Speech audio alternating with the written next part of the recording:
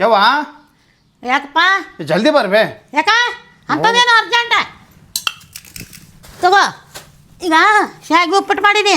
ಏನು ಬೇದು ಅವು ಸುಲ್ಗಾಯಿ ಹುರಿದೀನಿ ಅವನ್ನ. ಸುಲ್ಗಾಯಿ ಹುರಿದಿ? ಹ್ಞೂ ಶಾವಿಗೆ ಉಪ್ಪಿಟ್ಟ ಯಾವ ಅದಾವ ಚೋಡ ಅದಾವ. ಈಗ ಯಾವ್ದು ಬೇಕು ಎಲ್ಲ ಊಟ ಮಾಡ್ಬೇಕು. ನಿನ್ನ ಸಲಾಗ ಮಾಡೀನಿ ಏನಂದೆ? ಯವ್ವ ನೀವು ಉಂಡಿ ಎಲ್ಲಿ ಉಣ್ತೀನ ಎಲ್ಲಿ ಉಣ್ತಿ ಅಂತಂದು ಇನ್ನೂ ಒಂದು ವೆರೈಟಿ ಮಾಡ್ತಿರ್ತೀಯಲ್ಲವೇ. ಊಟ ಮಾಡು. ಚೋಡ ಹಾಕ್ಲ್ಯಾ? ಚಮಚ ಯಾವ ರುಚಿ ಹೆಂಗ ನೋಡ್ತಿದಾರ ಮೊದಲು ನೋಡು. ನೀ ತಿಂದ್ಯಾವ? ನೈನೇ ಇಲ್ಲ ಹಿಂದಾಗ್ತೈತಿ ನಾ.